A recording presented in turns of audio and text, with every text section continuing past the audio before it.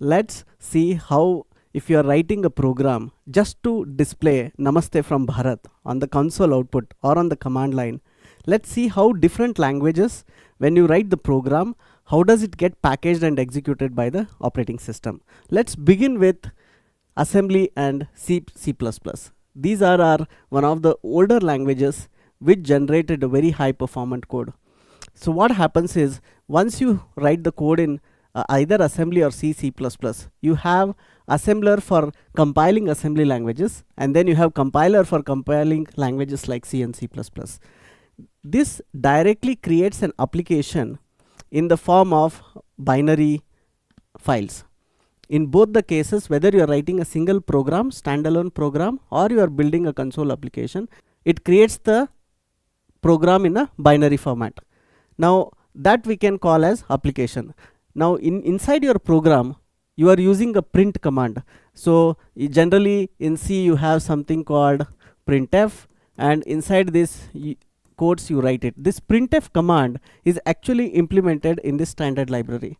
So what does compiler do is, it will take your code, it takes the code from standard library, combine it together, and then creates the binary output from it. And that binary output, when you run it, it is passed to the operating system. And generally, to launch and manage the application, operating systems have something called application manager, so that it loads that operating system processes start running this program. And internally, operating system has implemented methods to actually write it to the screen. The code to finally go and write that characters saying Namaste from Bharat, to print each character, that code, some of that code comes from the BIOS, and some of that code is also there in the operating system.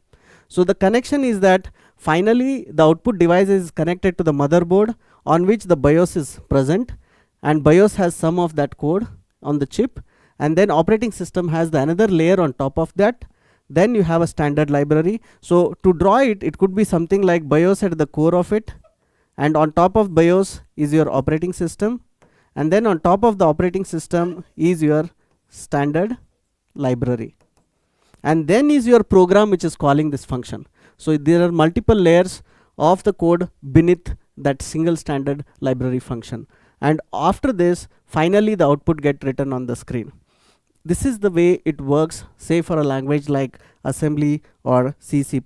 Now let's see how does the same flow happen for Python. So in case of Python, you don't have compiler, what you have is an interpreter. Now in case of interpreter, you will not convert that code into the binary language, but here also you are using a standard library function called print. So Python has something called print. Now when you invoke this function, what again same thing happens is, from the standard library, the interpreter takes the code and packages and create a package. We may not call it application, we can call it a package, and that package along with the source code is given to the operating system. Now to run Python, you need the interpreter process to run on that operating system. So whenever you install Python, you see a application called python.exe, and that exe is the interpreter. So this source code cannot run it by itself. What you have to do is, you have to run the interpreter and pass the name of the file or a package which you want to run. So the process that get actually launched is an interpreter process, and that interpreter process knows which file to run. So the same thing happens, that interpreter process is different for different operating system. There is a different interpreter for Windows, different for Mac, and different for Linux. So that interpreter get loaded by operating system. Again the same flow continues, like it will use the standard library functions, then it will use the methods inside operating system, then it will use the method inside BIOS, and then finally output get written.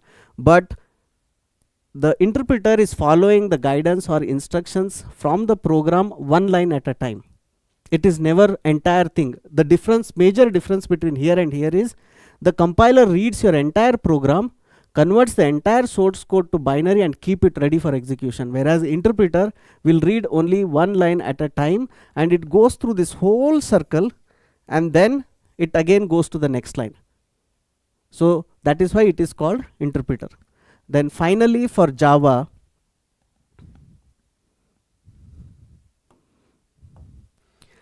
you have a compiler, but that compiler does not create a binary code. It creates an intermediate code, bytecode, and now this code cannot run again by itself. This needs the JVM or .NET framework. In case of C#, you need .NET framework to be installed. In case of Java, you need JVM to be running on the machine. So this intermediate code or bytecode get converted to machine code at the runtime by the JVM.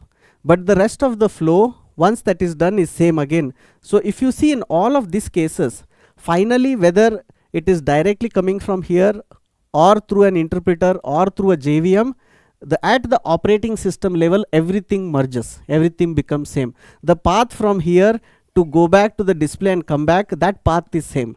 It is just that how do you instruct your operating system to work or print it is what is changing in between all these three languages. Understanding this difference is very key, because based on the software or the application that you are going to develop, you have to make a decision whether this model is good for it, or this model is good for it, or this model is good for it.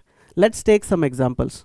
Say you are building something very mission critical and it has to run very fast, like a self-driving car, or launching a rocket or a missile or a space mission. In all those things you will use C++.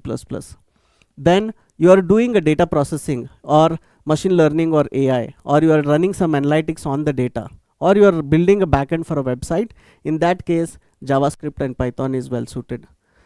You are building robust APIs to handle something like UPI or the money transfer transactions. In that cases, you will use something like Java.